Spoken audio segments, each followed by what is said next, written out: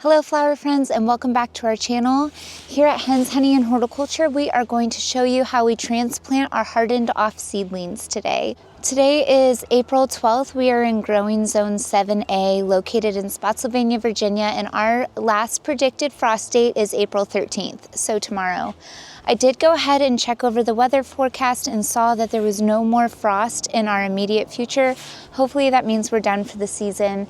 But I had seedlings started in my basement and some things just had to go. So we're planting them out today. It's about 55 degrees out here. I wish it was warmer. We are getting lows still in the high 30s, low 40s, but some things just needed to go out. They could not stay in the basement anymore.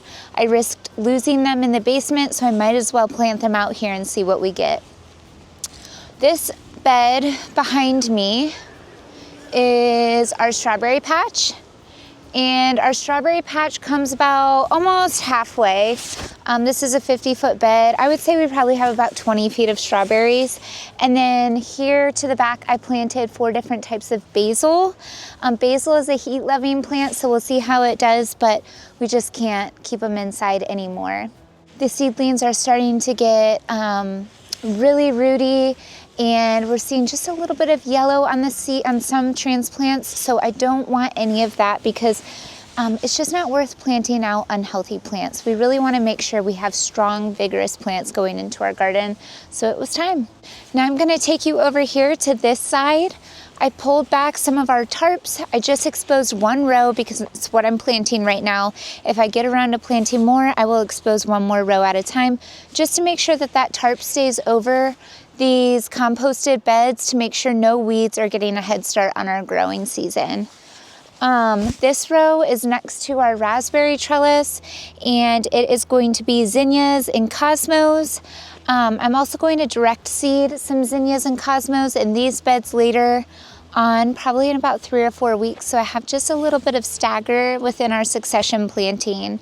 Other things we're planting out today are celosia, another heat-loving plant, amaranth, and dianthus, so carnations. All right, so the first thing I did before coming out today was I hardened off my seedlings the last 4 or 5 days.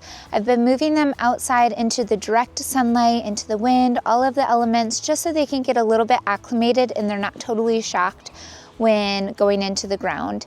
I have been pulling them in at night because we're getting close to frost temperatures, and I didn't want to risk it. But when they're out here in the hot compost, fingers crossed they stay warm enough and survive these cooler temps, even though we're not supposed to have any more frost. I then went ahead and gave all of my seedlings a good watering before planting them out, just to give them a head start. I'm going to get them into the compost, and then I'm going to overhead water them for the first time. As you can see in my previous videos, I always water from below. I fill the trays with water, let them soak up the water, get nice and wet, dump out the excess. But today they're going to get their first overhead watering with the hose after they're transplanted in. The only tool out with me today is this fancy thing. It's a butter knife. This is what I transplant all my seedlings with. I just go ahead, stab it in the ground, pull it towards me a little bit, plop a plug in there, or a little transplant, tuck it in. So nothing too fancy.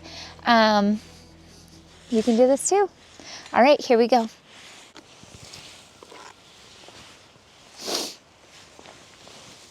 All right, so this row is going to be kind of annoying because I'm going to have cosmos and zinnias in it. I may even have space for a couple other things, we'll see. But I told myself this year I wasn't going to buy any new flower seed, and I was only going to plant out all of the things I had hoarded in the past.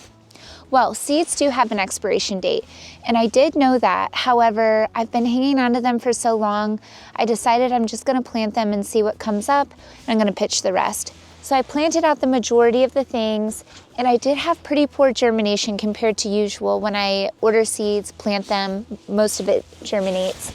So this row is going to be a little bit mix-matchy, but it'll be fun because there'll be a lot of different varieties in it. It should be pretty colorful. Like I think I have 4 different zinnia varieties, 3 different cosmo varieties, and whatever else I can fit in here.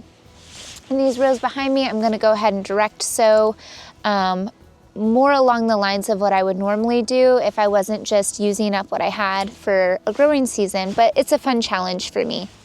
So let me pull out these cosmos. All right, with our soil blocking, this is one cosmo plant. It's maybe like 2.5 inches tall. You can see the roots coming out the bottom. And what I'm going to do is just stab a hole, pull it towards me, plop it in, tuck it in. That's it. And I think cosmos and zinnias are about 9 inches apart. I tend to just guesstimate. I use about the length of my butter knife. So I'm gonna start at the end of my bed. I'm just gonna dig. I do about 4 holes in a row, and then my next row I stagger a little bit. So just laying my butter knife down from the 4 holes, and I'm just digging another little hole, kind of staggered. Okay, so I just double checked. Google says cosmos are 10 to 12 inches apart. I'm gonna say my guesstimation of 9 and some change. I have a 4-foot bed. I'm gonna plant 4 in a line and then stagger 4. I still think it's fine.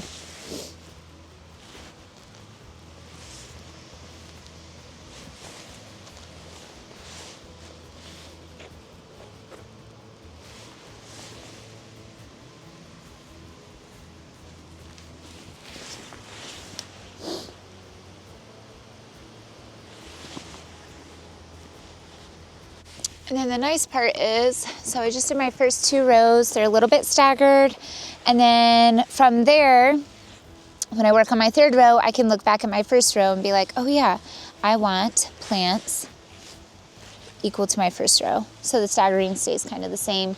I have seen some people use plastic netting, like 6-inch plastic netting, to kind of lay a template down. They'll lay it down, plant their seedlings, and then pull it up.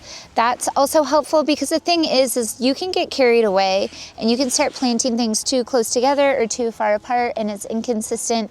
And then actually what you plan to plant in the bed no longer fits in the bed, because you know, you've gradually spaced things out, and 3 inches here and 3 inches there adds up over time. And the next thing you know, you have 30 plants that you can't get in. So I like to kind of use this as a template, like this. It's all roughly about, I would say this is maybe 8.5 inches long. So this will definitely be my funky mismatch Cosmo Zinnia, different color variations row, because I have 4, 12, 13 of these apricot lemonade cosmos. And I usually would like to plant 25 feet of the same variety, or 50 if I had the space. That would be awesome. But this will just be a fun little cottage row, fun to cut from, fun to talk about when walking through with friends and family.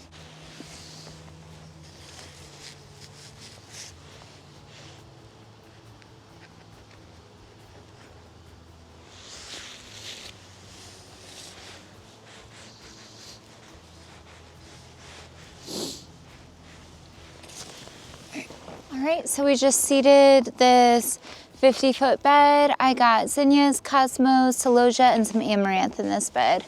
Like I said earlier, it's gonna be a little bit mixed matchy, but that's fun and that's reality. So the last step I'm doing before I put my tools away is just giving this bed a quick soak. Again, I watered my transplants before bringing them out here, but this just will get all of the compost around it nice and wet too, so they should get acclimated nicely. All right, stick around for our end of the month April farm tour. We look forward to seeing you then. Bye.